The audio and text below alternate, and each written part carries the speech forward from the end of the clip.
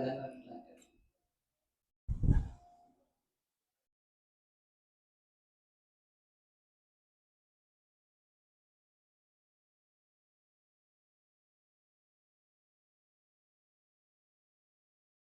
عليكم ورحمة الله وبركاته. إن الحمد لله نحمده ونستعينه ونستغفره ونعوذ بالله من شرور أنفسنا ومن سيئات أعمالنا. من يهد الله فلا مضل له ومن يضلل فلا هادي له. وأشهد أن لا إله إلا الله وحده لا شريك له وأشهد أن محمدا عبده ورسوله. أما بعد فإن خير الحديث كتاب الله وخير الهدي هدي محمد صلى الله عليه وسلم وشر الأمور محدثاتها وكل محدثات بدعة وكل بدعة ضلالة وكل ضلالة في النار. أما بعد فأعوذ بالله من الشيطان الرجيم. يا أيها الذين آمنوا اتقوا الله حق تقاته ولا تموتن إلا وأنتم مسلمون. يا أيها الناس اتقوا ربكم الذي خلقكم من نفس واحدة وخلق منها زوجها وبث منهما رجالا كثيرا ونساء واتقوا الله الذي تساءلون به والأرحام إن الله كان عليكم رقيبا. يا أيها الذين آمنوا اتقوا الله وقولوا قولا سديدا يصلح لكم أعمالكم ويغفر لكم ذنوبكم ومن يطع الله ورسوله فقد فاز فوزا عظيما. وقال رسول الله صلى الله عليه وسلم يأتي على الناس زمان لا يبالي المرء ما أخذ منه من الحلال أم من الحرام. رواه مسلم.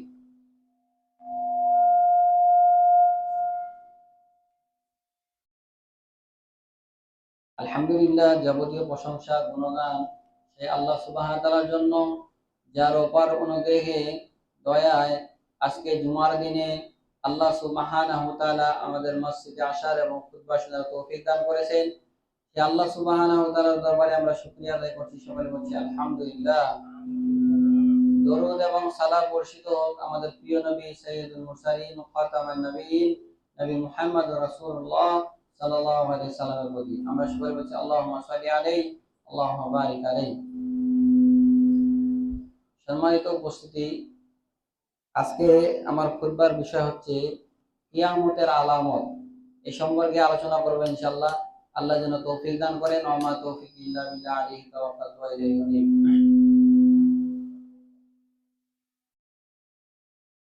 আসলে কিয়ামতের আলামত অনেকগুলো রয়েছে। কিছু আলামত রয়েছে বড় আলামত, যেমন ইমাম মাহদী আলাইহিস সালাম আসা, দাজ্জাল আসা, এগুলা তো বড় আলামত। আর ছোট ছোট কিছু আলামত রয়েছে, সেই সম্পর্কে আমরা আলোচনা করবো ইনশাআল্লাহ। আল্লাহ যেন তৌফিক দান করেন। ওয়া মা তৌফিক ইল্লা বিল্লাহ, আলাইহি তাওয়াক্কালতু ওয়া ইলাইহি উনীব। সম্মানিত উপস্থিতি, কিয়ামতের যে এক নম্বর যেটা আলামত বলবো, ছোট আলামত, সেটা হচ্ছে আমানতের খিয়ানত করা। কি বললাম? আমানতের খিয়ানত। আসলে এই বিষয়টা অত্যন্ত গুরুত্বপূর্ণ একটা বিষয়। এক সাহাবী, সহিহ বুখারীর 6495 নম্বর হাদিস, 96 নম্বর হাদিস, এক বেদুইন, আরব বেদুইন এসে আল্লাহ রাসূল সাল্লাল্লাহু আলাইহি সাল্লামকে জিজ্ঞাসা করলেন, ইয়া রাসূলুল্লাহ, মাতা সা, কিয়ামত কখন হবে? কিয়ামত কি হবে? কখন হবে? তো আল্লাহ রাসূল সাল্লাল্লাহু আলাইহি সাল্লাম বলছেন যে ইজা উসিদাল আমরু ইলা গায়রি আহলি ফান্তাযুরি সা, যখন আমানতের খিয়ানত করা হবে তখন কিয়ামত হবে, তখন তুমি কিয়ামতের আশা করো। তো সাহাবী বললেন, কাইফা ইদাতুহা, কিভাবে আমানতের খেয়ানত করা হবে? আল্লাহ রাসূল সাল্লাল্লাহু আলাইহি সাল্লাম বলেন, ইদা উসিদাল আমরু গায়রি আহলি ফান্তাযুরিসা, যখন অযোগ্য ব্যক্তিকে নেতা বানানো হবে, যার যেটা দায়িত্ব না, যোগ্য না, তারপরও তাকে ওই দায়িত্ব দেওয়া হবে। আল্লাহ রাসূল সাল্লাল্লাহু আলাইহি সাল্লাম বলেন ফান্তাজিরু সা, তখন তুমি কিয়ামতের আশঙ্কা করো। আজকে দেখেন কত জায়গায় যোগ্যই না, ওরা হয়ে গেছে নেতা বাংলাদেশের, ওরা হয়ে গেছে এমপি, ওরা হয়ে গেছে মন্ত্রী, শুধু টাকার কারণে, তাই না? তো রাসূল সাল্লাল্লাহু আলাইহি সাল্লাম দেখেন এই কথাই বলতেছেন যে যখন কি করা হবে, আমানতের খেয়ানত করা হবে, তখন কিয়ামত হবে। সাহাবী বললেন যে কাইফা ইদাতুহা, এটা কিভাবে, আমানতের খেয়ানতটা কিভাবে হবে? সাহাবা একরামরা দেখেন কতটা বিচক্ষণ ছিলেন, প্রশ্ন তারা কিভাবে করতেন। আমানতের খেয়ানত হলে আমরা সাধারণভাবে বুঝে নিতাম, কিন্তু তারা বুঝা হয়েছে যে না, আমানতের খেয়ানত বলতে শুধু এইটা আল্লাহ সাল্লাম বুঝাচ্ছেন না, আরো অন্য কিছু। তো আল্লাহ সাল্লাম তখন বলেন যে ইদা উসিদাল আমরু গায়রি আহলি ফান্তাদির ইসা, যখন অযোগ্য ব্যক্তিকে নেতা বানা হবে, নেতৃত্ব দেওয়া হবে, তখন তুমি মনে করো যে এখন কিয়ামত হবে। চিন্তা করেছে? তাহলে আজকে কিভাবে বাংলাদেশে কত জায়গায় দেখেন যে যোগ্যই না, ওকে বানাই দেওয়া হচ্ছে প্রধানমন্ত্রী, ও হচ্ছে দেশের মন্ত্রী, এমপি। একটা এক্সাম্পল দিলাম আপনাকে।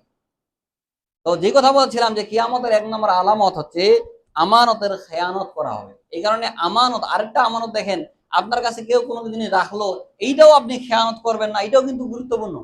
রাসূল সাল্লাল্লাহু আলাইহি সাল্লাম বলেন যে ইতমানুলি সিত্তান মিন আনফুসিকুম আতমাল্লাকুমুল জান্নাহ, তোমরা নিজেদের পক্ষে 6টা জিনিসের গ্যারান্টি দাও, আমি মুহাম্মদ সাল্লাল্লাহু আলাইহি সাল্লাম তোমাদের জন্য জান্নাতের গ্যারান্টি দেব। সুবহানাল্লাহ, চিন্তা করেছেন? আল্লাহ সাল্লাম বলেন কেউ যদি 6টা জিনিসের গ্যারান্টি দিতে পারে, আমি মুহাম্মাদুর রাসূলুল্লাহ সাল্লাল্লাহু আলাইহি সাল্লাম তাকে জান্নাতের গ্যারান্টি দিয়ে দিলাম। কিভাবে জান্নাতে নিয়ে যাইতে হবে এটা আমি জানি। এক, আল্লাহ সাল্লাম বলেন উসদুকু ইজা হাদ্দাসতুম, কথা বললে সত্য কথা বলবে। ওয়াদ্দু ইজা আমানতুম, তোমার কাছে যদি আমানত রাখা হয়, অর্থাৎ প্রতিশ্রুতি করো, ওটা পূর্ণ করো। ওয়াদ্দু ইজা আমানতুম, আল্লাহ রাসূল সাল্লাল্লাহু আলাইহি সাল্লাম বলেন যে উসদুকু ইজা হাদ্দাসতুম, কথা বললে সত্য কথা বলো, আমানতের খেয়ানত করিও না, ওয়াদা করলে ওয়াদাটা পূর্ণ করো।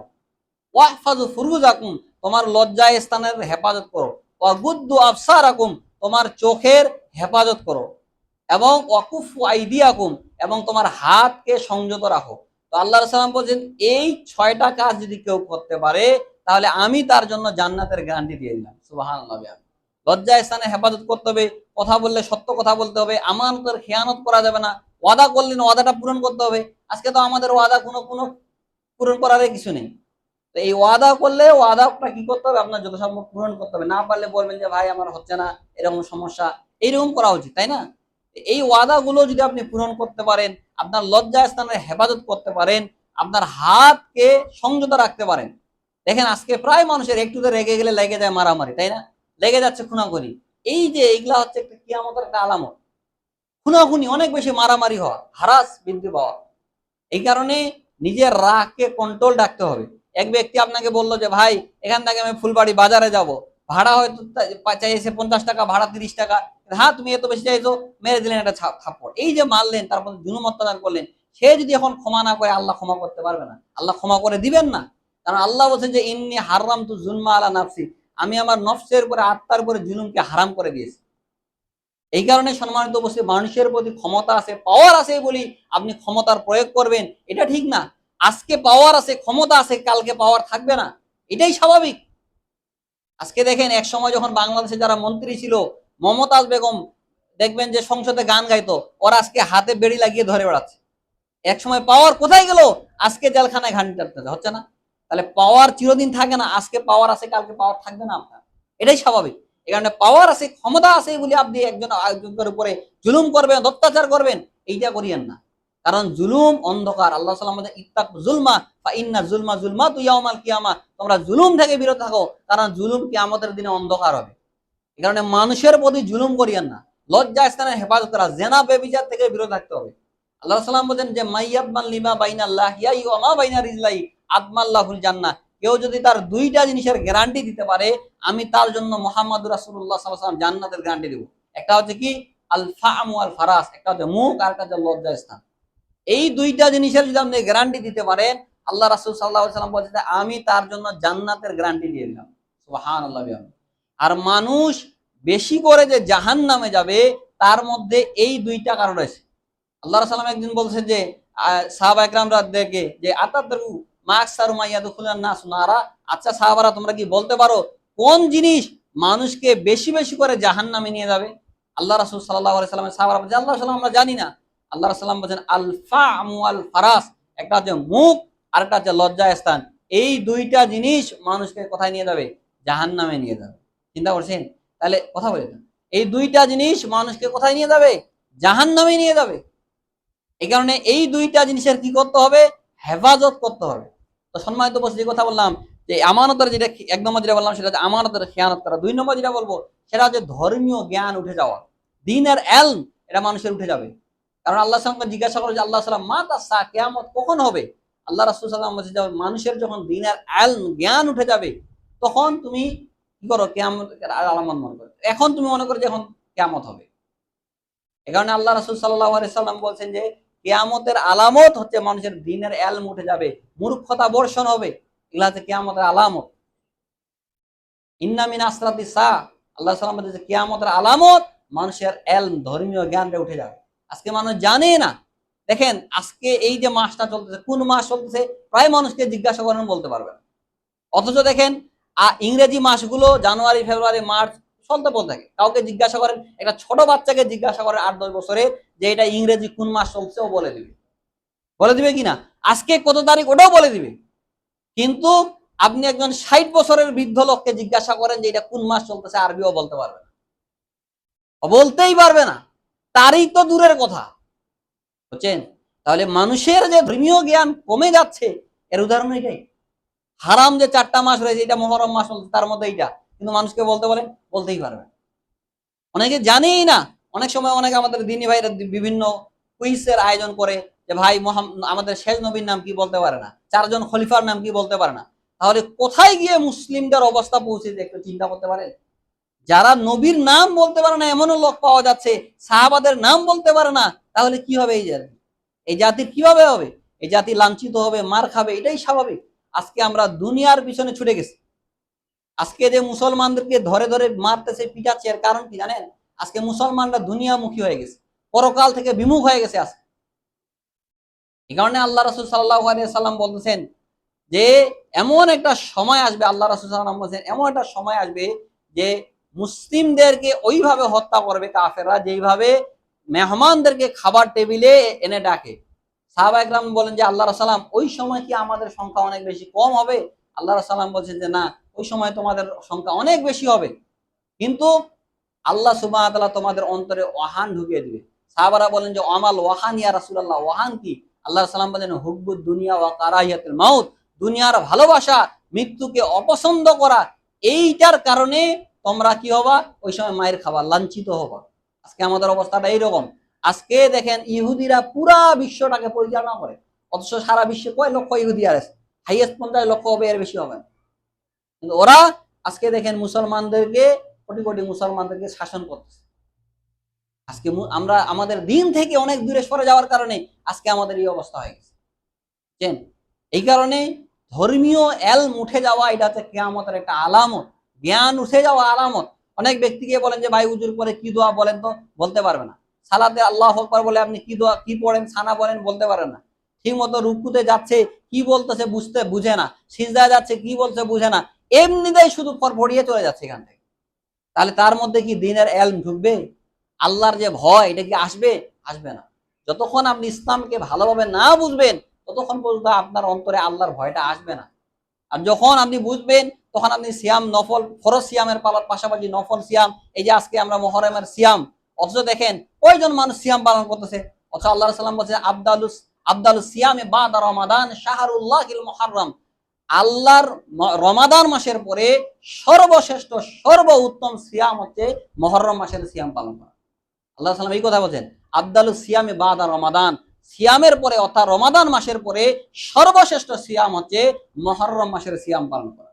এই দিনে আল্লাহ সুবহানাহু ওয়া তাআলা মুসা আলাইহিস সালাম এবং তার কওমকে ফেরাউনের হাত থেকে রক্ষা করেছিল। কিন্তু অনেকে ইতিহাস জানে না, বুঝছেন? মা বোনদের মধ্যে ভুল ধারণা যে এই সময় হুসাইন রাদিয়াল্লাহু কারবালা শহীদ হয়েছিল, যার কারণে আমরা এই সিয়াম পালন করি, কিন্তু এটা না। কবে আল্লাহ রাসূল সিয়াম পালন শুরু করেছে আর হুসাইন রাদিয়াল্লাহু প্রায় এর 50 বছর পরে শহীদ হয়েছে? চিন্তা করেছেন? এই যা এখানে এনে লাগাই দিয়েছে। চিন্তা করেন এই যে মহরম উপলক্ষে কত যে জাল জয়ীফ আছে, অনেক আছে। এই কারণে সম্মানিত উপস্থিতি যে দ্বীনের ইলম উঠে যাওয়া, জ্ঞান উঠে যাওয়া, এটা হচ্ছে কিয়ামতের একটা আলামত। 3 নম্বর যেটা বলবো সেটা হচ্ছে সুদের বিস্তার। সুদ অনেক বেশি বেড়ে যাবে, বুঝছেন? এত বেশি বাড়বে সুদ। আজকে বর্তমানে দেখেন বাড়ি বাড়ি সুদ ঢুকে গেছে। এই যে বাংলাদেশে এনজিও গুলো বাড়ি বাড়ি ঢুকে গেছে, মহিলাদেরকে ঋণ দেয়, মহিলা মানুষ যাচ্ছে টাকা দেওয়ার জন্য কিস্তির মাস্টারে, দেখবে যে হঠাৎ একদিন কোনদিন সঙ্গে কিস্তির মাস্টারের সাথে হটে পালিয়ে গেছে, ওনার সঙ্গে আউট, কিস্তি দিতে পারে না, এরকম ঘটনা ঘটতেছে না? পেপার পত্রিকা দেখতেছেন না? তাহলে দেখেন আজকে কি একটা অবস্থা হয়ে গেছে। নারীদেরকে বাড়ি থেকে বের করে আনার জন্য এই যে এনজিও গুলো বাংলাদেশে এসে, বুঝছেন? ওই আপনি চলে যান একেবারে শেষ বর্ডারের দিকে, ওইখানে একটা পাবেন আশা ব্রাক পল্লিশ্রী আরো কি কি বলতেছে, এগুলা আছে। তাহলে আজকে বাড়ি বাড়ি সুদ ঢুকে গেছে, মানুষ হালাল হারাম এটা চিন্তা করে না। কারণ আল্লাহ সাল্লাম বলছেন যে ইয়াতি আলা নাসি জামান, মানুষের সামনে এমন একটা জামান আসবে, এমন একটা সময় আসবে, লা ইউবালুল মারুমা আখাযা মিনু আমিনাল হালালি আমিনাল হারাম, মানুষ এই চিন্তা করবে না সে হালাল ইনকাম করতেছে না হারাম ইনকাম করতেছে, এইটাই উঠে যাবে। অথচ হালাল টাকা ছাড়া আপনার ইবাদত আল্লাহ সুবহানাহু ওয়া তাআলা কবুল করবে না, আপনার দোয়া আল্লাহ সুবহানাহু ওয়া তাআলা কবুল করবে না।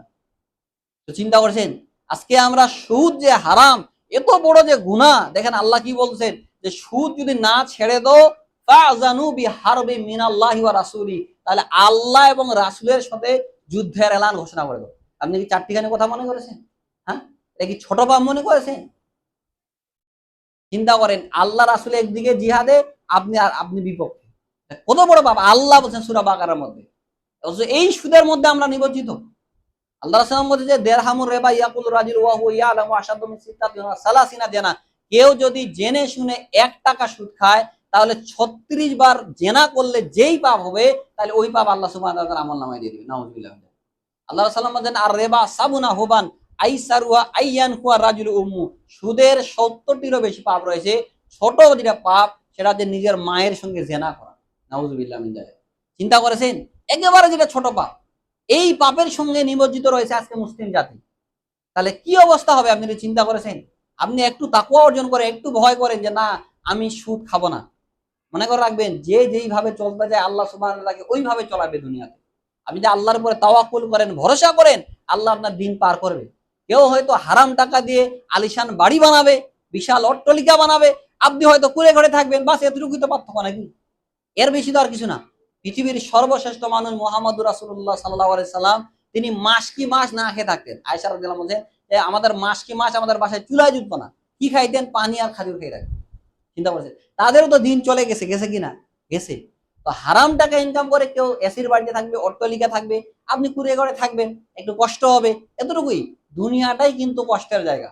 আল্লাহ রাসূল বলেন আদ দুনিয়া সিজনুল মুমিন, দুনিয়াটা হচ্ছে মুমিনের জন্য জেলখানা। কি জেলখানা?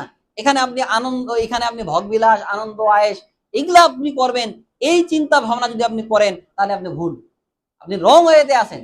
দুনিয়াটা হচ্ছে কষ্টের জায়গায়, এই জায়গায় আপনার কষ্ট হবে, বিপদ হবে, বালা মুসিবত হবে। এই বালা মুসিবত বিপদ আপদের বিনিময়ে আল্লাহ পরকালে আপনাকে নেকি দিবে, বুঝছেন? আল্লাহ সাল্লাম বলেন যে ইয়াওয়াদু আহলুল আফিয়াতু ইয়াউমাল কিয়ামাতি হিনা ইউতা আহলুল বালাই সাওয়াব লাউ আন্না জুলুদাহুম কানাত কুরিদাত ফিদ দুনিয়া বিল মাকারিব, দুনিয়াতে যাকে অনেক বেশি বিপদ আপদ হয়েছে, বালা মুসিবত হয়েছে, কষ্ট হয়েছে, ওকে যখন দেখবে যে দুনিয়াতে আরাম আয়েশ করেছে, ভোগ বিলাস করেছে, সে যখন দেখবে যে তাকে নেকি দেওয়া আছে, তাকে জান্নাত দেওয়া আছে, সে আফসোস করবে, হায় আফসোস, দুনিয়াতে যদি আমার চামড়া কেচি দিয়ে কেটে দেওয়া হইতো। চিন্তা করেছেন? সে আফসোস করবে যে আমারও যদি দুনিয়াতে বিপদ আপদ আসতো, বালা মুসিবত আসতো, তাহলে আমার জন্য ভালো হইতো, আজকে আমিও জান্নাত পেতাম, তাই না? এই কারণে ভাই দুনিয়াতে বিপদ আপদ আসা ভালো, মুসলিমের বিপদ আপদ আসবে। আল্লাহ রাসূল বলছেন যে আপনার যদি পায়ে একটা কাঁটাও বিধে, এর বিনিময়ে আল্লাহ আপনাকে নেকি দিবে। চিন্তা করেছেন? এই কারণে বিপদ আপদ বালা মুসিবত এগুলো আসবে, নবীদের আসেনি, আসছে কিনা? ইব্রাহিম আলাইহিস সালাম, মুসা আলাইহিস সালাম থেকে শুরু করে যত নবী রয়েছে সকলের তো বিপদ আপদ এসেছে, এসেছে কিনা? এসেছে। কেন আপনার আসবে না এটা স্বাভাবিক, আপনার আসবে না কেন? ইমানদার হলে যে বিপদ আপদ আসবে, বালা মুসিবত আসবে, আল্লাহ আপনাকে পরীক্ষা করবে। আল্লাহ বলেন যে আম হাসিবতুম আন তাদখুলুল জান্নাহ, তোমরা কি মনে করেছো যে অত সহজেই জান্নাতে যাবা? তোমাদের কোনো পরীক্ষা হবে না বা বিপদ আপদ আসবে না, এইরকম চিন্তা ভাবনা করিয়েন না আপনি। এখানে বিপদ আপদ বালা মুসিবত আসবে, এই সময় আপনাকে সবর করতে হবে, ধৈর্য ধারণ করতে হবে। আল্লাহ বলেন ইবনে আদম, হে আদম সন্তান, ইন সাবারতা ওয়াহসাবতা ইনদা সাদমাতিল উলা লা মারদা লাকা সাওয়াবুন দুনাল জান্নাহ, হে আদম সন্তান, যদি তোমার বিপদ আপদ আসে, বালা মুসিবত আসে, এই সময় যদি তুমি ধৈর্য ধারণ করো, তাহলে আমি আল্লাহ নেকি হিসাবে তোমাকে জান্নাত ছাড়া আর কোনো কিছু দিব না। এখানে আল্লাহ সাল্লামকে জিজ্ঞাসা করে যে আল্লাহ রাসূল সাল্লাল্লাহু আলাইহি ওয়াসাল্লাম, দুনিয়াতে বিপদ আপদ বালা মুসিবত কাদের বেশি? তখন আল্লাহ রাসূল সাল্লাম বলছেন আল আম্বিয়া, নবীদের সবচেয়ে বেশি। তারপরে এরপরে বললো যে কার বেশি, আল্লাহ রাসূল সাল্লাম বলছেন সুম্মাল আমসাল ফাল আমসাল, যার ইমান যত মজবুত তার বিপদ আপদ তত বেশি। কারণ আপনার ইমান মজবুত মানে আপনার বিপদ আপদ বেশি হবে। আল্লাহ আপনাকে জান্নাতুল ফিরদৌস দিতে যাচ্ছে, বুঝছেন? এই কারণে আফসোস করিয়েন না যে ও নামাজ পড়ে না, সুদ খায়, ঘুষ খায়, ওর কোনো বিপদ নাই, কিছু নাই, আর আমার এত বিপদ আপদ বালা মুসিবত, বুঝছেন? এইরকম চিন্তা ভাবনা করিয়েন না। জান্নাতের নিয়ামত পেয়ে দুনিয়ার যত বিপদ আপদ বালা মুসিবত সব ভুলে যাবেন। আল্লাহ রাসূল বলছেন যে যাকে দুনিয়াতে সবচেয়ে বেশি ভোগ বিলাস করা হয়েছে, আরাম আয়েশ দেওয়া, যার সম্পদ ছিল কোটি কোটি টাকার, তাকে একটু শুধু জাহান্নামে ঢুকিয়ে বের করা হবে। তারপর জিজ্ঞাসা করা, ইয়া ইবনে আদম হাল রাআইতা নাঈমান কাত্তু, হে আদম সন্তান, দুনিয়াতে কি কোনো তুমি নিয়ামত ভোগ করেছিলে? সে বলবে ক্বালা ইয়া রাব্বি লা ইয়া রাব্বি, হে আল্লাহ, আমার দুনিয়াতে কোনো আরাম আয়েশ ছিল না, ভোগ বিলাস ছিল না, কিছুই আপনি মনে করবেন না। পরকালের এই তুলনায় এই দুনিয়া মনে হবে আপনি 1 ঘন্টায় দুনিয়া ছিলেন, 1 ঘন্টা মাত্র, এরকম মনে হবে, বুঝছেন? আর যাকে দুনিয়াতে অনেক বিপদ আপদ হয়েছে, বালা মুসিবত, কষ্ট, সবচেয়ে অসহায় মানুষ, না খেয়ে থাকেছে, তাকে জান্নাতে ঢুকিয়ে বলা হবে যে ইয়া ইবনে আদম, হে আদম সন্তান, তুমি কি দুনিয়াতে বিপদ আপদ বালা মুসিবত এগুলার সম্মুখীন হয়েছিলে? সে বলবে লা ইয়া রব্বি, হে আল্লাহ, আমার দুনিয়াতে কোনো বিপদ আপদ ছিল না, বালা মুসিবত ছিল না, কষ্ট ছিল না। জান্নাতে একটু ঢুকে খালি, এখনো নিয়ামত ভোগ করতে শুরু করেনি, ঢুকে বের করে নেওয়া হয়েছে, তাতেই সে সব ভুলে গেছে, দুঃখ। চিন্তা করেছেন? তাহলে জান্নাত কি জিনিস আপনাকে একটু আমি বুঝাইতে পারবো? এর নিয়ামতটা কি জিনিস? ঢুকে বের হওয়া। আমি আপনাদের মসজিদে বা আপনার কোনো ভাইয়ের বাসায় ঢুকে আমি বের হয়ে কি বুঝতে পারবো তার বাসার, বলেন? তাহলে জান্নাত আল্লাহ এমন ভাবে রেডি করে রেখেছে, এত নিয়ামত রেখেছে, ঢুকে বের হওয়ার সঙ্গে সঙ্গে সে দুনিয়ার সমস্ত কষ্ট ভুলে গেছে। আল্লাহু আকবার, চিন্তা করতে পারছেন জান্নাত কি জিনিস? এই জান্নাতের জন্য আমাদের প্রতিযোগিতা করতে হবে, কিন্তু এই জান্নাতের জন্য আমাদের প্রতিযোগিতা নেই, আসতে পারি না আমরা মসজিদে। দেখেন আজকে আফসোস লাগে আমাদের ভাই, দেখেন সৌদি আরবের মানুষরা তারা 8টার দিকে 7টার দিকে মসজিদে যায়, আর বাংলাদেশের মানুষ 1টার দিকে মসজিদে আসে, 1:30টার দিকে যখন খুতবা শেষ হয় এই সময় আসে। তাহলে আল্লাহ সুবহানাহু ওয়া তাআলা কাদেরকে বারাকা দিবে? তাদেরকে বারাকা দিবে না আমাদেরকে দিবে? বলেন দেখি আপনি। ওরা কয়টার দিকে যায়? 8টার দিকে যায়, গিয়ে বসে থাকে, দরুদ পাঠ করে, সূরাতুল কাহাফ তেলাওয়াত করে, আর আপনার সময় হয় না। আপনি যদি একটা সপ্তাহে একটা দিন একটু তাড়াতাড়ি আসেন, 8টা 10টার দিকে আসে, কি হবে? আসে কোরআন পড়েন, সময় তো কাটে যাবে। বাসায় থাকলে কাজ করলেও সময় কাটবে, এখানেও কাটবে। প্রতিদিন তো আর না, প্রতিদিন যে প্রতিদিন 5 ওয়াক্ত আমার জন্য কষ্ট, হঠাৎ সপ্তাহে একদিন চিন্তা করেন। কেন পরকাল নিয়ে চিন্তা করেন। আল্লাহ রাসূল সাল্লাল্লাহু আলাইহি সাল্লাম বলেন, মান কানা বিল আখিরাতি হাম্মাহু জালাল্লাহু গিনাহু ফি কলবি ওয়া জামা লাহু শামলাহু ওয়া আতাতহু দুনিয়া ওয়া হিয়া রাগিবাতিন। যার চিন্তা ভাবনা শুধু পরকাল কেন্দ্রিক হবে, আল্লাহ সুবহানাহু ওয়া তাআলা তার অন্তর অভাব মুক্ত করে দিবে, অভাব মুক্ত করে দিবেন। সাহাবারা এরকমই ছিলেন, টাকা পয়সা ছিল না, অন্তরে শান্তি ছিল, এবং তার সমস্ত কাজকে আল্লাহ একত্রিত করে দিবেন। আপনি যদি পরকালের জন্য চিন্তা করেন যে না আমি 8টার দিকে মসজিদে যাব, 10টার দিকে মসজিদে যাব, দেখবেন আল্লাহ আপনার সমস্ত কাজ একত্রিত করে দিবেন। 8টার মধ্যে আপনার সমস্ত কাজ শেষ, আপনি মসজিদে চলে আসলেন, আসে সময় দিতে পারেন। মনে রাখবেন, আপনি যত বেশি দৌড়াদৌড়ি করবেন তত বেশি আপনার আটবে না, বুঝছেন? আর যত আল্লাহর জন্য সময় দিবেন, আপনার চাকরি নাই, আসেন মসজিদে, আল্লাহকে বলেন যে আল্লাহ আমার চাকরির ব্যবস্থা করে, আল্লাহ ব্যবস্থা করে দিবে। আমার সমস্যা সন্তান হয় না, আল্লাহকে এসে বলেন আল্লাহ আমার টাকা পয়সার অভাব, আল্লাহকে বলেন আল্লাহ আপনার টাকা পয়সার সমস্ত অভাব দূর করে দিবে। পারে কিনা আল্লাহ সুবহানাহু ওয়া তাআলা? পারে, অবশ্যই পারে। তাহলে আমাদের ওই ঈমান আজকে নাই কেন ভাই? সাহাবায়ে কেরামদের যে ঈমান ছিল, ওই ঈমান আজকে আমাদের কোথায় চলে গেছে? হ্যাঁ, আজকে আমাদের ওই ঈমান নেই। আজকে আমরা দুনিয়ার জন্য দৌড়াদৌড়ি করি, দুনিয়ার খালি টাকা পয়সা দরকার আমাদের। হ্যাঁ, সাহাবায়ে কেরামরা তাদের দিনের জন্য, পরকালের জন্য যদি তাদের জীবন দিতে পারে, আর আপনি পরকালের জন্য, জান্নাতে যাওয়ার জন্য 2-3 ঘন্টা আগে মসজিদে এসে বসে থাকতে পারবেন না? হ্যাঁ, পারবেন কিনা? পারতে হবে আপনাকে। তারা দিনের জন্য এত কিছু করে। দেখেন খুবাইব রাদিয়াল্লাহু আনহু, সহিহ বুখারীর মধ্যে এই হাদিসটা রয়েছে, খুবাইব রাদিয়াল্লাহু আনহুকে যখন কাফেররা মারতেছে, হত্যা করতেছে, বুঝছেন, এই সময় খুবাইব রাদিয়াল্লাহু, দেখেন তার কি আল্লাহর প্রতি ভালোবাসা, বলছে যে আমাকে 2 রাকাত সালাত আদায় করার তো সময় দেন। তাকে হত্যা করবে, এখন ফাঁসিতে নিয়ে যাবে, ওই সময় বলছে আমাকে 2 রাকাত সালাতের সময় দেন, আমি আল্লাহর সঙ্গে একটু কথা বলি, কিছু বলি আল্লাহকে। তো তিনি বলছে যে আমি তাড়াহুড়া করে 2 রাকাত সালাত আদায় করলাম। কেন? যে কাফেররা যদি এই চিন্তা না করে যে মৃত্যুর ভয়ে অনেক দেরিতে সালাত আদায় করতেছে, বলছে এই চিন্তা যদি তাদের মাঝে না থাকতো তাহলে আমি অনেক দীর্ঘক্ষণ যাবত সালাত আদায় করতাম। তাদের সালাতের কোয়ালিটি তো অন্যরকম ছিল। চিন্তা করছেন? তো খুবাইব রাদিয়াল্লাহুকে মারতেছে, এই সময় তিনি বলছেন যে আল্লাহুম্মা ফসিল আদাদা ওয়াকসিলহু বাদাদা, আল্লাহ এদেরকে গুনে গুনে রাখো এবং সবাইকে তুমি এদেরকে বিক্ষিপ্তভাবে হত্যা করো। এই রকমই হয়েছিল, বুঝছেন? তিনি যখন ফাঁসির মঞ্চে যাচ্ছে এই সময় তিনি 10 লাইন একটা কবিতা বলেছিলেন। তার মধ্যে প্রথম যেটা লাইন আছে সেটা হচ্ছে এইরকম, তিনি বলেছিলেন যে আমি মুসলিম হিসাবে আল্লাহর রাস্তায় মরতেছি, এতে আমার কোনো যায় আসে না, কোনো আফসোস হয় না। ফালাস্তু বালি হিনা ইকতুলা মুসলিমান, আমি মুসলিম হয়ে শাহাদাত বরণ করতেছি, আমার কোনো যায় আসে না, কোনো আফসোস নাই আমার। চিন্তা করেছেন? তাকে মারতেছে এইভাবে, আর তিনি বলছেন যে তোমরা হয়তো আমাকে বিক্ষিপ্ত করবে, আমার শরীরের প্রত্যেকটা অঙ্গ কেটে কেটে কেটে বিক্ষিপ্ত করবে, এর প্রত্যেকটার বিনিময়ে আল্লাহ সুবহানাহু ওয়া তাআলা আমাকে পরকাল দিবে, এর বিনিময়ে আল্লাহ সুবহানাহু ওয়া তাআলা আমাকে দান করবে। তাদের ঈমানটা কেমন ছিল বলেন, জানেন? ওই সময় যখন তাকে কিছুদিন বন্দী করে রাখা হয়েছিল, একজন মহিলা বলতেছে যে আমি দেখেছি খুবাইবকে তার হাত বান্ধা, ওই সময় সে আঙ্গুর ফল খাচ্ছে, অথচ ওই সময় মক্কায় কোথাও আঙ্গুর ছিল না, আঙ্গুর ফল ছিল না, আল্লাহ তাকে খাওয়াচ্ছে। চিন্তা করেছেন? সেই বুখারীতে আছে হাদিস। খুবাইব রাদিয়াল্লাহু আনহু, তাদের ঈমান কতটা মজবুত ছিল, ঈমানের চেতনায় কতটা উজ্জীবিত থাকার কারণে আল্লাহ দুনিয়াতে তাকে জান্নাতি ফল খাওয়াচ্ছে। চিন্তা করেছেন? বলছে ওই সময় আমি দেখেছি যে খুবাইব রাদিয়াল্লাহু আনহু কি করছেন, আঙ্গুর ফল খাচ্ছে। মক্কায় ওই সময় কোথাও আঙ্গুর ছিল না, সিজনে নাই। আমের সিজনে কেউ যদি আম খায়, আপনি বলবেন না ভাই আম কোথা থেকে পাইলেন এই সময়? একটা এক্সাম্পল দিচ্ছি, তাই না? লিচুর সময় যদি কেউ লিচু খান, সিজন না, ওই সময় যদি কেউ লিচু খায়, হঠাৎ ভাই লিচু কোথায় পাইলেন, তাই না? এক্সাম্পল। তো তিনি বলছে আমি খুবাইবকে দেখতেছি সে থোকা থোকা আঙ্গুর খাচ্ছে। তাদের ঈমানের কারণে দুনিয়াতেই আল্লাহ সুবহানাহু ওয়া তাআলা তাদেরকে দিয়ে নিয়ামত দিয়েছেন। চিন্তা করেন ঈমান কতটা তাদের মজবুত ছিল। যে কথা বলছিলাম যে এইরকম আপনিও যদি সাহাবীদের মতো ঈমানের চেতনায় উজ্জীবিত হন, আল্লাহ আপনাকে সুবহানাহু ওয়া তাআলা নিয়ামত দিবেন। এই কারণে ভাই সমস্যা আল্লাহর কাছে চান। আর আল্লাহ সাল্লাম বলেন ওয়ামান কানাতি দুনিয়া হাম্মাহু, যার চিন্তা ভাবনা শুধু দুনিয়া কেন্দ্রিক খাবে, জাল আল্লাহু ফাকরাহু বাইনা আইনাইন, আল্লাহ তার দুই চোখে শুধু অভাব দিবে, শুধু অভাব। অফাররাকা আলাইহি শামলাহু, তার কাজগুলো আল্লাহ বিক্ষিপ্ত করে দিবে। এই দেখেন অনেকের আছে না, কাজেই ঠেকে না, জুমার দিন তারপর কাজ করতেই আছে, ওই তাড়াহুড়া আসি করে খালি 2 রাকাত সালাত করে আবার বাড়িতে পালায়।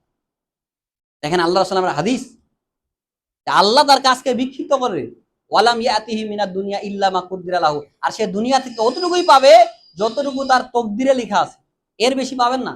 আপনি যতই দৌড়ান না ভাই, আল্লাহ আপনার রিজিকে যেটা লিখেছে ওইটাই আপনি পাবেন, এর বেশি আপনি পাবেন না। কত মানুষ দেখেন দিনে রাতে সবসময় দৌড়াদৌড়ি করে, কষ্ট করে, পরিশ্রম করে, তারপরেও বড়লোক হইতে পারে না, পারে পারে না। আর কেউ দেখেন অল্পতে একটু ব্যবসার কি হয়েছে, কোটিপতি হয়ে গেছে, আল্লাহ দিয়েছে তাকে, বুঝছেন? আপনি দৌড়েইলেই, আপনি চেষ্টা করলেই পেয়ে যাবেন, এইরকমটা না। আল্লাহ যদি না দেয় আপনি কোনোদিন পাবেন না, বুঝছেন?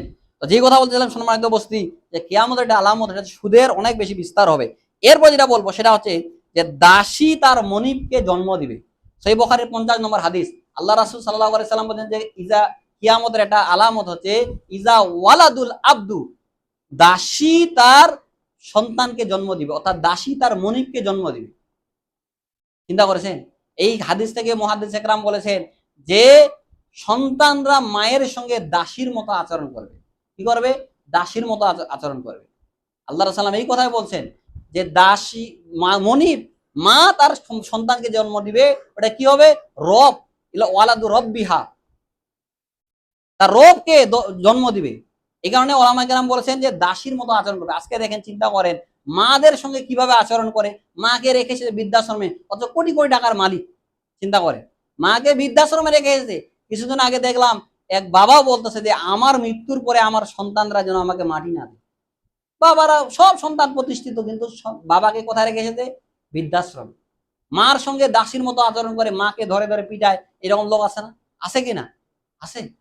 মনে রাখবেন সম্মানিত উপস্থিতি, আল্লাহ সাল্লাম বলেন যে মা মিন জাম্মিন আজদার ওয়া ইয়াজিলাল্লাহু লি সাহিবিল উকুবাতা ফিদ দুনিয়া মা ইয়াদাখারু মিনাল বাগি ওয়া কাতিয়াতির রাহিম।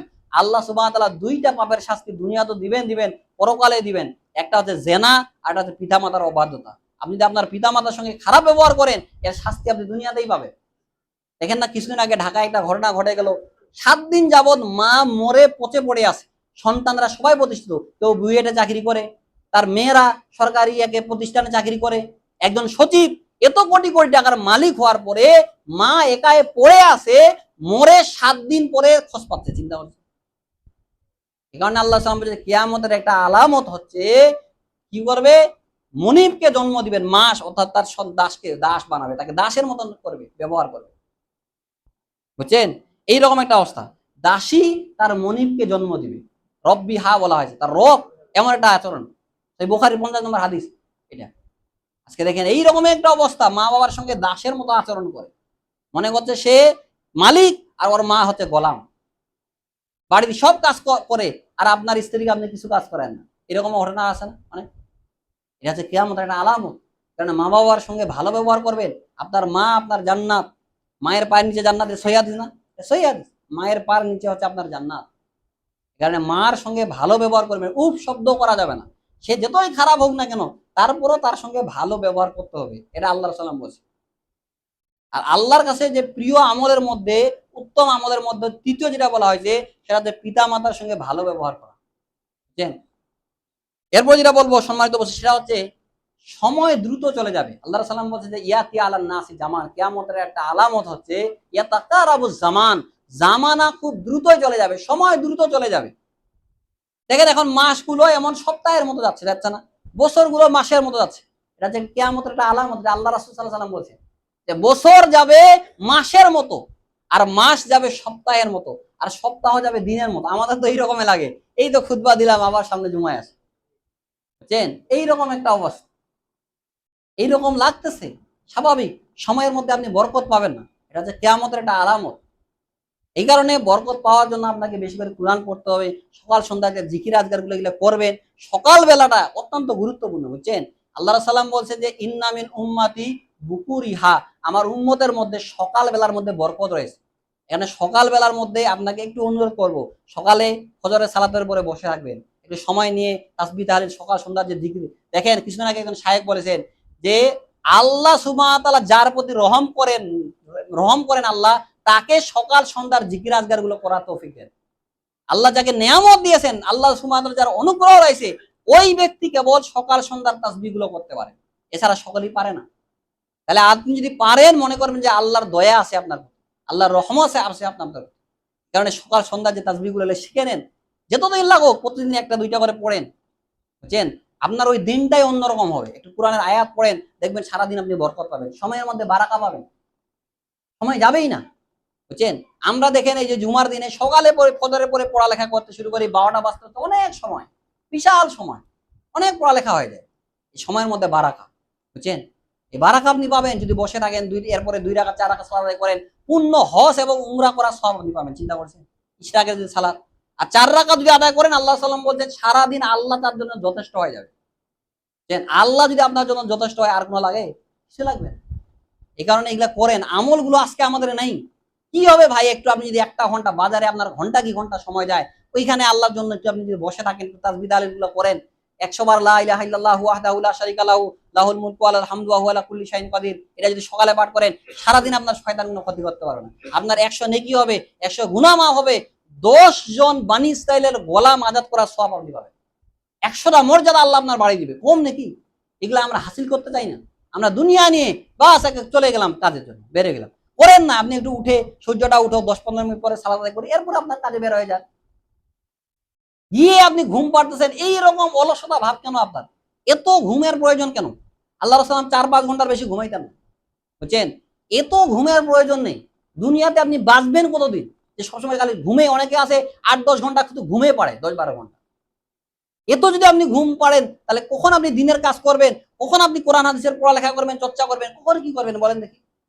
সাহাবায়ে কেরামরা বৃদ্ধ বয়সে ইসলাম গ্রহণ করে কোরআনের হাফেজ হয়ে গেছে, আর আপনি 2টা আয়াত মুখস্থ করতে পারেন না, 5টা হাদিস আপনি মুখস্থ করতে পারেন না, 5টা দোয়া আপনার মুখস্থ নাই। তাহলে আপনার কি হলো বলেন দেখি? আপনার সন্তানকে এত কিছু করাচ্ছেন, এত কিছু পড়াচ্ছেন, কিন্তু দিনের এলম আপনি শিক্ষা দিচ্ছেন না, তাহলে কি লাভ হলো বলেন দেখি? ওই বাবু আর মাঝির মতো হয়ে গেছিল। ছোটবেলায় একটা গল্প পড়েছিলাম যে বাবু মাঝিকে জিজ্ঞাসা করতে, চাঁদ কেন উঠে বাড়ে রে, বলতে পারিস?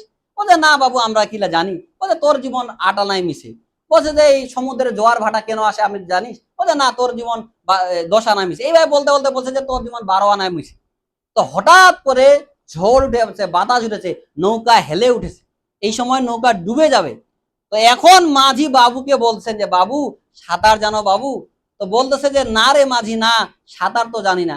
তো মাঝি বলছে, ও বাবু এখন কেন কাবু, এখন দেখি তোমার জীবন 16 আনাই মিশে। বুঝছেন, ওর যেটা জানার ওইটাই তো জানেনি। তো আপনার পরকালের নাজাদের জন্য যেইটা প্রয়োজন ওইটাই তো আপনি করতেছেন না। দুনিয়া এত কিছু জেনে আপনার কি লাভ হবে বলেন দেখি। এই কারণে মাঝি বলতেছে যে আমি এত কিছু জানি না, কোনো সমস্যা নেই, কিন্তু আমি সাঁতার জানি। এখন নৌকা যদি ডুবে যায় আমি বাঁচতে পারবো, আমি সাঁতার কেটে উঠবো। আর আপনি তো সাঁতারেই জানেন না, এত কিছু বিদ্যা অর্জন করে আপনার কি লাভ হলো? কথা কি বুঝতে পারতেছেন? এই কারণে বলছে, ও বাবু এখন কেন কাবু, এখন দেখি তোমার জীবন 16 আনাই মিশে।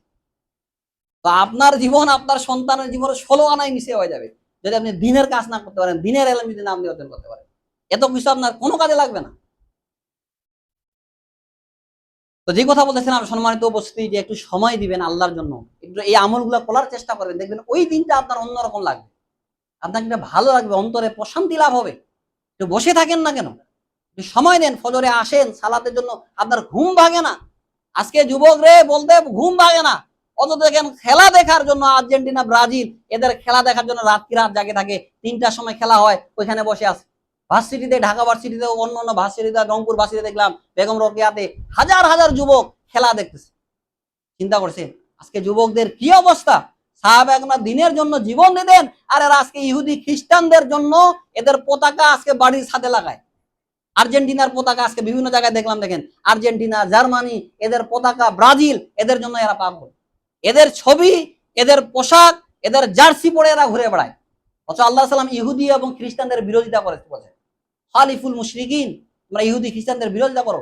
সাল্লাম বলেন মান তাশাব্বাহা বিকওমি ফাহুয়া মিনহুম, যে ব্যক্তি যে জাতির অনুকরণ অনুসরণ করবে সেই ব্যক্তি তাদেরই অন্তর্ভুক্ত হবে। যুবক তুমি মেসিকে ভালোবাসো, কিয়ামতের দিনে ওর সঙ্গে উঠবে। অতটা লুচ্চা, বিয়ে করার আগে ওর 3টা সন্তান হয়ে গেছে, ওকে তুমি আদর্শ মানো।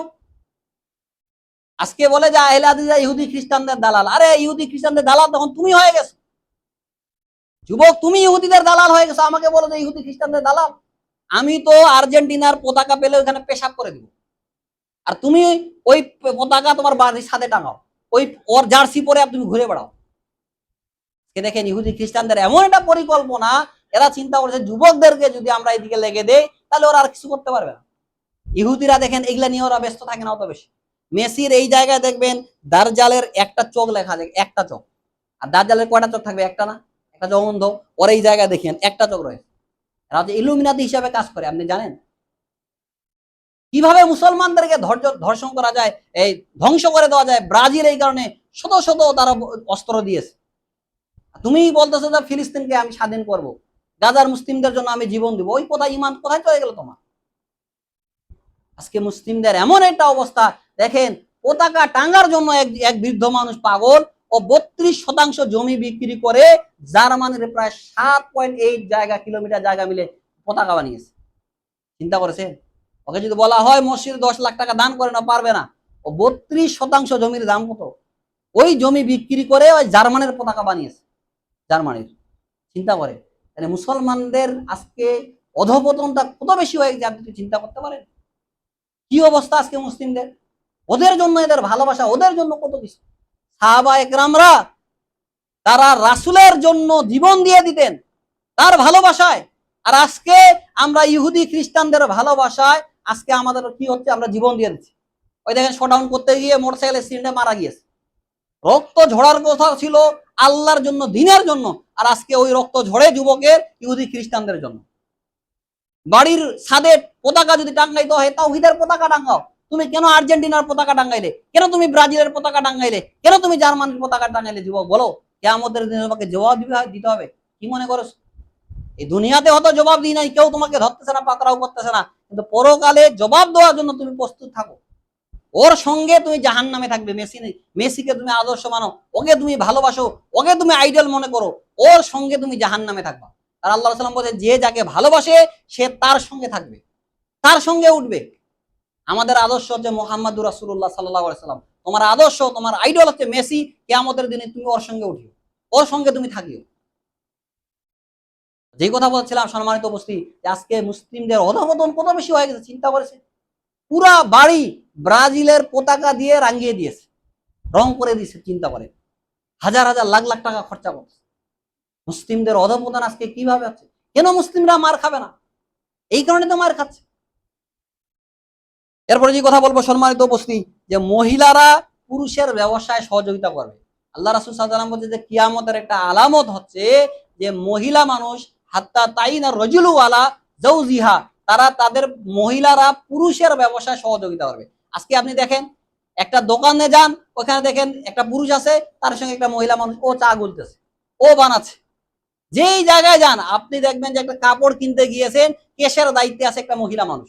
মোটরসাইকেল ঠিক করতে গেছেন, ওই জায়গায় দেখবেন যে একটা মহিলা আসতেছে, ও বলছে স্যার আপনার কি সমস্যা বলেন। ওকে সুন্দরভাবে জিন্সের প্যান্ট পরে সাজিয়ে গুজে ওকে মার্কেটিং করাচ্ছে ওর দ্বারা, বুঝছেন? আচ্ছা কিয়ামতের একটা আলামত। একটা সাবান কিনতে যান, ওই জায়গায় দেখবেন একটা অর্ধ উলঙ্গ মহিলার ছবি দিয়েছে। সব জায়গায় এমন একটা অবস্থা। ঢাকা শহরে আজকে এমন কিছু সেলুন বের হয়েছে, ওখানে আপনি যাবেন, মহিলা মানুষ আপনার চুল কেটে দিবে, বুঝছেন? ওই জায়গায় আবার দেখবেন যে লোক বেশি, ফিতনা, বুঝছেন? তো আল্লাহ সাল্লাম এই কথাই বলছে যে কিয়ামতের একটা আলামত হচ্ছে যে পুরুষদের ব্যবসায় সহযোগিতা করবে নারীরা। এইরকম একটা অবস্থা, এই জায়গায় আপনি যান, নারীদেরকে উলঙ্গ করে আজকে ছেড়ে দিয়েছে, এইরকম একটা অবস্থা। অথচ ওরা থাকবে বাসায়। আল্লাহ সাল্লাম যে আল মারাতু আওরাতু, নারী জাতীয় হচ্ছে ঢেকে রাখার বস্তু, ও হীরা মানি সবকিছু চাইতে দামি। আল্লাহ সাল্লাম বলছেন আদ দুনিয়া কুল্লুহা মাতা ওয়া খায়রু মাতা ই দুনিয়া আল মারাতু সলিহা, এই পুরা পৃথিবীটাই হচ্ছে সম্পদ, আর সবচেয়ে উত্তম দামি সম্পদ হচ্ছে একজন দিনদার নেককার স্ত্রী। আর আজকে নারীদেরকে বাজারে বের করে দেওয়া হয়েছে, মার্কেটে চলে গেছে, তাহলে আমাদের নেক সন্তান আসবে কিভাবে? দিনদার নেক সন্তান যে হয় না, কি জন্য জানেন? আজকে এই কারণে হয় না, নারীরা আজকে উলঙ্গ হয়ে গেছে, যার কারণে সৎ সন্তান আসে না দুনিয়াতে। ওরা যদি বেহায়া হয়, উলঙ্গ হয়, দিনদার সন্তান আপনি পারবে না। এই যে এরকমই হবে, মেসিকে ভালোবাসবে, তার সারাদিন সারা রাত যাবে তার ভালোবাসায়, তার জন্য খেলা দেখবে, ফজরের সালাতে আসতে পারো না যুবক তুমি, ফজরে ঘুম ভাঙে না, অথচ ওর জন্য রাত্রি রাত খেলা দেখতে হয়। চিন্তা করেন, এরকম একটা অবস্থা। আল্লাহর ভালোবাসায় আল্লাহর জন্য মসজিদে আসতে পারে না, ওর সময় নেই, কিন্তু ঘন্টা কি ঘন্টা ঠিকই সময় দিচ্ছে এখানে, রাত জেগে খেলা দেখতেছে। যে কথা বলেছিলাম সম্মানিত উপস্থিতি, যে নারীরা আজকে দেখেন কতটা বেহায়া হয়ে গেছে এরা। পুরুষের দায়িত্ব আপনি ইনকাম করবেন, আপনি খাওয়াবেন। আপনার স্ত্রী কেন সে যাবে বাজারে, কেন আপনার ব্যবসায় কাজে সহযোগিতা করবে, সে কেন সে ধান কাটতে চলে যাবে? আজকে অনেক জায়গায় দেখেন মহিলা মানুষ, ও গিয়ে ধান কাটতেছে, ও কাজ করতেছে। আপনি যুবক মানুষ, আপনার যদি সামর্থ্য থাকে, ক্ষমতা থাকে, আপনি বিবাহ করবেন, তাহলে আপনি করবেন না? এক সাহাবী এসে বলছেন যে আল্লাহ সাল্লাম, মা হাক্কু জাওজাতি আহাদিনা আলাই, আমাদের স্ত্রীদের উপরে আমাদের কি হক আছে, ভালো করে শুনেন। আল্লাহ সাল্লাম বলছে আন তুতিমা হাইজা তাইমতা, তুমি যেমন খাবে তোমার স্ত্রীকে খাওয়াবে, বা তাকসু হাইজা তাসাইতা, তুমি যে মানের পড়বা তোমার স্ত্রীকে পড়াবা, ওয়ালা তাদরিল ওয়াজহা, তার মুখের মধ্যে মারবা না। এ কারণে স্ত্রীকে মুখের মধ্যে মারা নিষেধ। যদি সে আপনার কথা না শুনে সামান্য প্রহার করতে পারেন, কিন্তু তার মুখে মারা নিষেধ, মুখে মারা হারাম। কারণ আল্লাহ সুবহানাহু ওয়া তাআলা আদম সন্তানকে তার তার সুরতে তৈরি করেছে, আকৃতিতে। এই কারণে মুখে মারা যাবে না, মুখে হারাম মারা। আল্লাহ সাল্লাম বলে ওয়ালা তাদরিবিল ওয়াজা ওয়ালা তুকাব্বে, তোমার স্ত্রীকে কটু কথা বলবা না, খারাপ ভাষায় গালিগালাজ করবে না। অনেক আছে যা ইচ্ছা আসলো স্ত্রীকে গালিগালাজ বলতে থাকবে, এটা করবেন না। ওয়ালা তাহজুর ইল্লা ফিল বাইত, তোমার স্ত্রী যেন তোমার বাড়ি ছাড়া অন্য কোথাও না থাকে। চলে গেছে আপনার স্ত্রী ওর বান্ধবীর বাসায়, ওখানে 2-4 দিন কাটিয়ে আসছে, কেন কাটাবে? ও আপনার সঙ্গে আপনার বাড়ি থাকবে, শ্বশুর বাড়ি যাইতে হলে আপনি ওকে ধরে যাবে, আপনি নিয়ে আসবেন, বুঝছেন? কিন্তু আজকে আমাদের অবস্থাটা এইরকম। তাহলে আপনার স্ত্রী বাসায় থাকবে, আপনি তাকে ইনকাম করে খাওয়াবে, এটা আপনার দায়িত্ব। আর আপনি কাপুরুষের মতো আপনার স্ত্রীকে পাঠিয়ে দিয়েছেন গার্মেন্টসে, ওইখানে গিয়ে কাজ করতেছে। কেন আপনার স্ত্রী গার্মেন্টসে কাজ করবে? কেন পুলিশে কাজ করবে? কি জন্য কাজ করবে? নারী জাতি ও হচ্ছে আপনার রানী, ও বাসায় থাকবে, সন্তান লালন পালন করবে, এটা ওর দায়িত্ব। আপনাদেরকে অনুরোধ করব, ওই পরিমাণে ইনকাম করেন, ওই পরিমাণে পরিশ্রম করেন। 10 ঘন্টার জায়গা 12 ঘন্টা ইনকাম করেন, 12 ঘন্টার জায়গা 14 ঘন্টা ইনকাম করেন, 14 ঘন্টার জায়গা 16 ঘন্টা ইনকাম করেন। তারপরে যেন আপনার স্ত্রী গার্মেন্টসে চাকরি করতে না যায়, তারপরে যেন আপনার মেয়ে পুলিশে চাকরি করতে না যায়, বাসায় থাকুক, বাসায় ওর কাজ। মেয়েরা চাকরি করতে পারে এমন বলছে না, যেখানে ছোট ছোট বাচ্চারা আছে ওইখানে শিক্ষকতা করা, মাদ্রাসায় পড়ানো, এইরকম জায়গাতে তাদের জায়েজ হয়েছে। কিন্তু তারা দেশ পরিচালনা করবে, এমপি হবে, মন্ত্রী হবে, এগুলাতে জায়েজ নেই, মেম্বার হবে, এগুলা হারাম। দেখেন একজন এমপি যদি হয় মহিলা, সারা বাংলাদেশে গজব নাজিল হবে। আল্লাহ সাল্লাম বলেন লাইফুলিয়া কওমুন ওয়াল্লাহু আমরাহুম ইমরাতান, সহিহ বুখারী হাদিস। ওই জাতির কোনোদিনও কল্যাণ হবে না, ওই জাতি কোনোদিন কল্যাণ লাভ করতে পারবে না যেই জাতির নেত্রী হবে নারী, মহিলা। আমাদের তো দীর্ঘদিন মহিলা কেটে গেল, আলহামদুলিল্লাহ পুরুষ এসেছে, বুঝছেন? আল্লাহর সাল্লাম বলছে সহিহ বুখারী হাদিস, লা ইউফলিহা কওমুন ওয়াল্লাহু আমরাহুম ইমরাতান, ওই জাতির কোনোদিন কল্যাণ হবে না, ওই জাতি কোনোদিন কল্যাণ লাভ করতে পারবে না, ওই জাতির প্রতি আল্লাহ কোনোদিন রহম করবে না যে জাতির নেত্রী হবে নারী, মহিলা। এই কারণে সম্মানিত উপস্থিতি, আপনাদেরকে যেটা বলতেছিলাম যে মহিলারা ব্যবসায় সহযোগিতা করবে, এটা কিয়ামতের আলামত। এরপর যেটা বলবো সেটা হচ্ছে ঘন ঘন ভূমিকম্প হওয়া।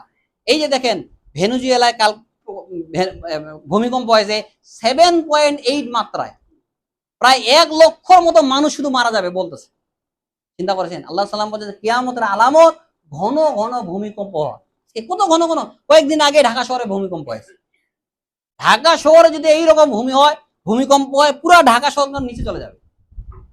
এরপরও দেখেন জানা বেবিচার, সবকিছু বাড়ি বাড়ি জানা বেবিচার চলছে। আল্লাহর এতটুকু এদের ভয় নেই।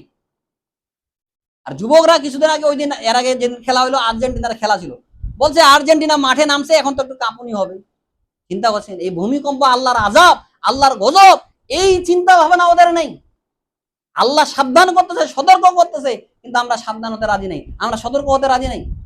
দেখেন এতটুকু একটা ঝাঁকুনিতে কি অবস্থা, বাড়ি ঘর আজকে সব ভেঙে নিচে চলে গেছে। তাহলে আল্লাহ সুবহানাহু ওয়া তাআলা সময় লাগবে না এতটুকু, 1 মিনিটের ব্যাপার, 1 সেকেন্ডের ব্যাপার, কাঁপিয়ে দিবে সব। মালাইকাদের যে কত ক্ষমতা বেশি, জিবরিল আলাইহিস সালামের যে পাখা, যে একটা পাখা দিয়ে যেটা আঘাত করে পুরো পৃথিবী ধ্বংস হয়ে যাবে, এত ক্ষমতাধর তারা। চিন্তা করেন মালাইকাদের শুধু এত ক্ষমতা, আর আপনি দুর্বল মানুষ, অসহায়, তারপরও আল্লাহর কাছে আত্মসমর্পণ করেন না। তারা সবসময় আল্লাহর তাসবিহ তাহলিলে ব্যস্ত থাকে মালাইকা। চিন্তা করেছেন? আর আমাদের এত দিনের রাত, এত পাপ, তারপর আস্তাগফিরুল্লাহ আপনি বলতে পারেন না। আল্লাহ রাসূল সাল্লাল্লাহু আলাইহি সাল্লাম প্রত্যেকদিন 100 বার করে ইস্তেগফার করতেন, বলেন আস্তাগফিরুল্লাহ আস্তাগফিরুল্লাহ আস্তাগফিরুল্লাহ। আল্লাহ সাল্লাম বলেন ইয়া ইবনে আদম তুবু ইলাল্লাহ ফা ইন্নী আতুবু ইলাইহি মিন ইয়াউমি মিয়াতা মাররা, হে আদম সন্তান তোমরা আল্লাহর কাছে তওবা করো, আমি মুহাম্মদুর রাসূলুল্লাহ সাল্লাল্লাহু আলাইহি ওয়াসাল্লাম প্রত্যেকদিন 100 বার করে ইস্তেগফার করি। চিন্তা করেছেন? এই কারণে সম্মানিত উপস্থিতি, আল্লাহ আমাদেরকে সাবধান করতেছেন, সতর্ক করতেছেন, কোন দিন যে কি হয়ে যাবে বলা যাবে না। দেখেন 1 লক্ষের মতন মানুষ মারা গেছে, এইরকম একটা অবস্থা। তাহলে আল্লাহর কাছে আসেন, তওবা করেন, ইস্তেগফার করেন। যারা সালাত আদায় করেন না, সালাত আদায় করা শুরু করে দেন। 5 ওয়াক্ত সালাত, হালালকে হালাল মানে, হারামকে হারাম মানে, তাহলে জান্নাতে যাইতে পারবে। এক সাহাবী এসে আল্লাহ সাল্লাল্লাহু আলাইহি ওয়াসাল্লাম বলে, আল্লাহর সালাম ইজা সাল্লাইতুল মাকতুবা, আমি যদি 5 ওয়াক্ত সালাত সঠিক সময় আদায় করি, ওয়া হাল্লালতুল হালালা ওয়া হারামতুল হারামা, হালালকে হালাল জানি আর হারামকে হারাম জানি, আদখালাহুল্লাহুল জান্নাহ, আমি কি জান্নাতে যাইতে পারবো? আল্লাহ রাসূল সাল্লাল্লাহু আলাইহি ওয়াসাল্লাম বলেন নাম, হ্যাঁ তুমি জান্নাতে যাইতে পারবে।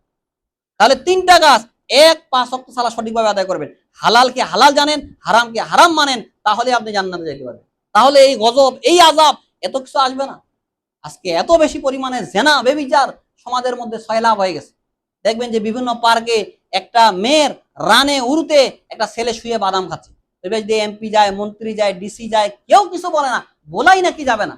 এটা নাকি জাহিলিয়াতের যুগ, এটা নাকি অসভ্যের যুগ।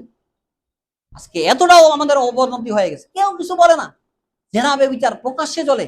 আল্লাহ রাসূল সাল্লাল্লাহু আলাইহি ওয়াসাল্লাম বলেন যে গাধা যেমন গাধীর সঙ্গে জেনা করে লজ্জা বুঝে না, নারী পুরুষ খোলা মাঠে জেনা করবে লজ্জা বুঝবে না। আজকে এইরকম একটা অবস্থা, স্বামী স্ত্রী একটা রুমের মধ্যে যেখানে করে, খোলা মাঠে ওরা জেনা ব্যভিচার করে, কেউ কিছু বলে না, বলাই নাকি যাবে না। এটা নাকি জাহিলিয়াতের যুগ, এটা নাকি অজ্ঞতার যুগ, এটা নাকি বর্বরতার যুগ, কেউ কিছু বলে না। জেনা ব্যভিচার এমন ভাবে সমাজের মধ্যে হয়েছে, কেন আযাব আসবে না, কেন গজব আসবে না? পূর্ববর্তী জাতিকে যে আল্লাহ ধ্বংস করেছে এই কারণে। আজকে দেখেন বাংলাদেশে সমকামিতা শুরু হয়ে গেছে, নারী নারীকে বিবাহ করছে, ছেলে ছেলেকে বিবাহ করছে, কোনো আইন নাই। অথচ আল্লাহ সাল্লামের মধ্যে যারা সমকামী এদেরকে হত্যা করতে হবে। বাংলাদেশে শুধু একটা আইন হোক, যারা সমকামিতা করবে এদেরকে হত্যা করা হবে, থাকে নাকি? জেনা ব্যভিচার শাস্তি দাও, যারা বিবাহ করার পরও জেনা করবে এদেরকে হত্যা করতে হবে পাথর মেরে মেরে। আল্লাহর আইন, আল্লাহর বিধান। আজকে দেখেন ছোট ছোট বাচ্চারা বাংলাদেশে ধর্ষণ হয়। রামিসাকে দেখেন, ছোট একটা বাচ্চা, 6-7 বছরের বাচ্চা, ওকে ধর্ষণ করা হলো। কই কি এখনো হয়নি তো, এখনো ফাঁসি হয়নি। ওই দিনেই পরে দিন তাকে হত্যা করতে হতো যদি ইসলামিক আইন থাকে। কিন্তু আজকে আমাদের আইন না থাকার কারণে আল্লাহর বিধানকে আমরা মধ্যযুগীয় বলতেছি।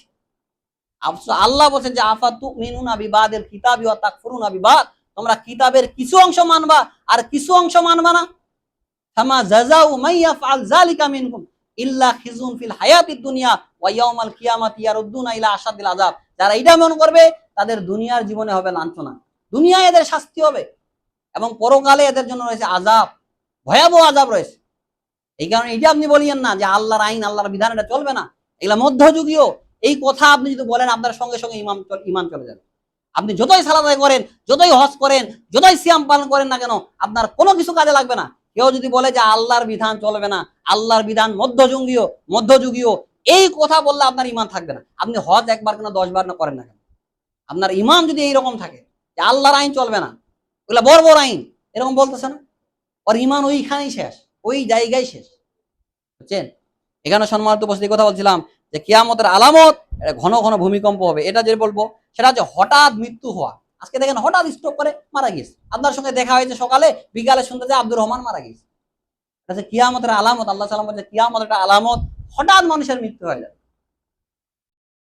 এরপর যেটা বলবো সেটা হচ্ছে পরিচিত লোককে শুধু সালাম দেওয়া, অপরিচিত লোককে সালাম না দেওয়া, এটা হচ্ছে কিয়ামতের আলামত। আল্লাহ সাল্লাম বলছে ইন্না মিন আসরাতিস সাআ, কিয়ামতের একটা আলামত, মানুষ শুধু পরিচিত ব্যক্তিকে সালাম দিবে, অপরিচিত ব্যক্তিকে সালাম দিবে না।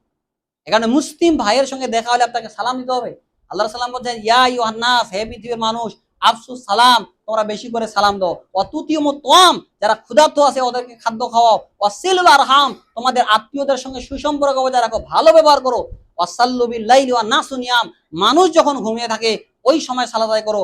তাদখুলুল জান্নাতা বিসালাম, তাহলে নিরাপদে জান্নাতে চলে যাবে। সুবহানাল্লাহ বিহামদি। এই কারণে সম্মানিত উপস্থিতি, মানুষকে সালাম দিবেন, মুসলিমকে সালাম দিবেন। মুসলিম দেখা হইলো আপনি হিন্দু, আপনি চিনেন না তো নাকি? এখন একটা আজকে তো মুসলিমদের এমন অবস্থা ওকে চিনাই যায় না। অথচ মুসলিমদের একটা গেট আপ থাকবে, একটা পরিচয় থাকবে, তার মুখে দাড়ি থাকবে। হ্যাঁ, অথচ দাড়িটাও যদি থাকে আপনি বুঝতে পারবেন যে ও মুসলিম। আজকে দেখা পূজাই যায় না, চিনাও যায় না। অথচ ওই সময় মুসলিমদের পায়খানা দেখে ইহুদিরা চিনতে পারেছে। মোহাম্মদ সাল্লামের কাছে বিষাদ দিয়েছে যে আমার বাগানে আপনার এক মুসলিম পায়খানা করেছে, অপায়খানা করেছে। কিভাবে বুঝতে পারলা? মুসলমানরা একবার পায়খানা করে তার 3টা ঢেলা নেয়, তো দেখেছি 3টা ঢেলা পড়ে আছে, তো ওটা মুসলিমের কাজ হয়েছে। চিন্তা করেছেন? আর আপনার গেট আপ দেখে পরিচয় নাই যে আপনি মুসলমান না হিন্দু। এই কারণে আল্লামা ইকবাল বলেছেন যে মুসলমানে তুমত নাসারাতে তামাদ্দিনে হুনুদ, এ মুসলমান হে দিনে দেখকে শর্মা ইহুদ। আপনার পরিচয় থাকো, মুসলিমদের দাড়ি রাখেন, ইহুদিদের বিরোধিতা করেন। দাড়ি হচ্ছে পুরুষের অলংকার, পুরুষের সৌন্দর্য। আয়েশা রাদিয়াল্লাহু দোয়া করতেন আলহামদুলিল্লাহিল্লাযী জায়য়ানা রিজালা বিলুহা, ওই আল্লাহর হামদসানা, ওই আল্লাহর প্রশংসা যিনি পুরুষদের অলংকৃত করেছেন কিসের? দাড়ির। কারণ দাড়ি রাখবেন আপনি পুরুষ মানুষ, দাড়ি রাখবেন না আপনার প্রতি আল্লাহর লানত হবে। আল্লাহ সাল্লাম বলেন লান আল্লাহু মুতাশাব্বিহাতি মিনার রিজালি মিন নিসা ওয়া লান আল্লাহু মুতাশাব্বিহাতি মিনান নিসাই বিরিজাল। আল্লাহ ওই পুরুষের প্রতি লানত করেছে যে পুরুষ হয় নারীদের সাদৃশ্য। নারীদের দাড়ি নাই, আপনি ওই রকম সাদৃশ্য অবলম্বন করেছেন। এবং ওই নারীর প্রতি সাদৃশ্য অবলম্বন করেছে যে নারী হয় পুরুষের সাদৃশ্য অবলম্বন করে। আজকে নারীরা দেখেন পুরুষের মতো প্যান্ট শার্ট পরে ঘুরে বেড়াচ্ছে, কেউ কিছু বলে না। এদের প্রতি লানত, এই কারণে এদেরকে লানত দিবেন। এ লানু হুন্না, কিয়ামতের একটা আলামত হচ্ছে আল্লাহ সাল্লাম বলছে উলঙ্গ মহিলাদের সংখ্যা বেশি বেড়ে যাবে। আল্লাহ সাল্লাম বলছেন ইয়াকুনু ফি আখিরি জামান ইয়ারকাবুনা আলা সুরুজিম কাসবাহি রিজাল। আল্লাহ সাল্লাম বলছেন এমন একটা সময় আসবে যাদের পুরুষরা তারা মসজিদে যাবে আলিশান গাড়িতে চড়ে। আজকে দেখেন না যে বাইতুল মুকাররম থেকে মসজিদে বড় বড় ভিআইপি লোক আসে, তারা গাড়িতে চড়ে আসে আবার যায় না। আল্লাহ সাল্লাম এই কথাই বলেছেন যে তারা গাড়িতে চড়ে মসজিদে যাবে, মসজিদের বারান্দায় গিয়ে থাকবে। অথচ তাদের নারীরা হবে নিসাউন কাসিতুন আরিয়া রুসিহুন্না কাসতিল উক্তিল বুজাব এলানু হুন্না ফাইন্না হুন্না মালুনাত। এদের নারীরা কাপড় পরা উলঙ্গ হবে, কাপড় পরে থাকবে, শরীরে সবকিছু বোঝা যাবে, অর্ধ উলঙ্গ হয়ে ঘুরে বেড়াবে। আল্লাহ সাল্লাম বলছেন এদের মহিলাদেরকে তোমরা লানত দিবা, বলবা এলানু হুন্না ফাইন্না হুন্না মালুনাত, তোমার প্রতি আল্লাহর লানত, রাসূলের লানত, এবং তুমি একটা অভিশপ্ত মহিলা। চিন্তা করছেন? আজকে কি আমাদের প্রত্যেকটা আলামত আজকে মিলে গেছে। কোটিপতি মানুষ, ওর দেখবেন যে স্ত্রী অর্ধ উলঙ্গ হয়ে ঘুরে বেড়াচ্ছে, মাথায় কোনো ঢাকা নেই, শরীরে সবকিছু বোঝা যাচ্ছে। প্রত্যেকটা আলামত দেখেন কি আমাদের যে ছোট আলামত গুলো সবগুলো প্রকাশ হয়ে গেছে। আর এরপর আমরা সতর্ক নাই, সাবধান নাই। অতএব সম্মানিত উপস্থিতি, সতর্ক হন, সাবধান হন। আল্লাহ সুবহানাহু ওয়া তাআলা আমাদেরকে এই যে ঘন ঘন এত আযাব দিচ্ছে, এত ভূমিকম্প হচ্ছে, এরপরও আমরা সতর্ক হচ্ছি না, সাবধান হচ্ছি না। এই যে দেখেন জুমার দিন আল্লাহ সাল্লাম বলেন এই দিনে কিয়ামত হবে, না জানি আজকে জুমার দিন, আজকে যদি কিয়ামত হয়ে যায়। এইরকম ইমান আছে আরবিয়ানদের এখনো, যার কারণে ওরা 8টার দিকে মসজিদে যায়। আর আজকে আমাদের ইমান দুর্বল হওয়ার কারণে 12টা, 12:30, 1টার দিকে, এই যে এখন যে লোক আছেন শুরুর দিকে যদি এইরকম লোক থাকতেন 12টার দিকে বা 12:30টার দিকে, তাহলে আরো তাড়াতাড়ি জুমার খুতবাটা শেষ হইতো না? হইতো কিনা? হইতো। কিন্তু কিন্তু আমরা আসি না, একটা সপ্তাহ আসেন, একটু সময় দেন, দিনের 2টা কথা শুনেন না, ইমান বাড়বে। কোরআনের কথা যখন শুনবেন, হাদিসের কথা শুনবেন, ইমান বাড়বে। ইমান এখন যে একটু শুনতে একটু হলে ইমানটা বাড়েনি, কিন্তু আবার যখন বাসা যাবেন ইমান কমবে, ওটা স্বাভাবিক। কিন্তু এই কারণে দিনী মজলিসগুলোতে বসা, দিনের কথা শোনা বেশি করে, তাহলে আপনি দিনের পথে টিকতে পারবেন, চলতে পারবেন। মনে রাখবেন, এই যে শেষ জামানায় আপনি মনে করেন না সালাত সিয়াম হজ জাকাত দিয়ে আপনার ইমানকে টিকিয়ে রাখতে পারবেন। এটার জন্য টিকিয়ে রাখার জন্য আল্লাহ সাল্লাম বলছে দিনের এলম অর্জন করতে হবে, পড়ালেখা করতে হবে। যত বেশি পড়বেন, হাদিসগুলো বারবার পড়বেন, এলম আপনাদের আরো বেশি বাড়তে থাকবে। ইমান আপনার মজবুত হবে যে না সুদ খাওয়া যাবে না, বুঝছেন? শয়তান আপনার কাছ থেকে দূরে সরে পালাবে। কারণ শয়তান যারা ইবাদিকাল মুখলিসিন, ইখলাস মুখলিস বান্দা, সৎকর্মশীল, এদের উপরে তার কোনো পাওয়া থাকে না, কোনো ক্ষমতা থাকে না, এর কোনো ক্ষতি করতে পারবে না সে। এই কারণে বেশি করে দিনের এলম অর্জন করেন। যেগুলা মজলিস হয়, যেখানে কোরআন হাদিসের কথা শুনে, ওখানে চলে যান, দিনের কিছু কথা শুনেন। সাহাবায়ে কেরাম এইরকমই ছিল, পড়ে থাকতেন। আবু হুরায়রা রাদিয়াল্লাহু আনহু আল্লাহর সাল্লামের কাছে পড়ে থাকতেন, খাওয়া নাই কিছু নাই, মসজিদে নববীতে উল্টে পড়ে থাকতেন। মানুষরা তার উপরে পা দিয়ে চলে যাইতো, মনে করতো সে মির্গি রুগী, বুঝছেন? দিনের এলম জন্য আবু হুরায়রা রাদিয়াল্লাহু সবচেয়ে বেশি হাদিস বর্ণনা করেছে। আপনারা জানেন না সবচেয়ে বেশি কি হাদিস বর্ণনা করেছে? আবু হুরায়রা রাদিয়াল্লাহু। তিনি রাসূলের সঙ্গে সবসময় থাকতেন, না খেয়ে পড়ে থাকতেন, খাওয়া নাই কিছু নেই, চিন্তা করছেন? এরপরও রাসূলের সঙ্গে থাকতেন এলম নেওয়ার জন্য, বুঝছেন? সম্মানিত উপস্থিতি, যেসব কথা বললাম, আল্লাহ যেন আমাদেরকে এসব কথার উপর আমল করার তৌফিক দান করেন। আল্লাহুম্মা আমিন। আকুলু কাওলি হাযা আস্তাগফিরু লি ওয়া লাকুম সাইরিল মুসলিমিন ফাস্তাগফিরু মিন কুল্লি যামবিন ইন্নাহু আল গফুরুর রহিম।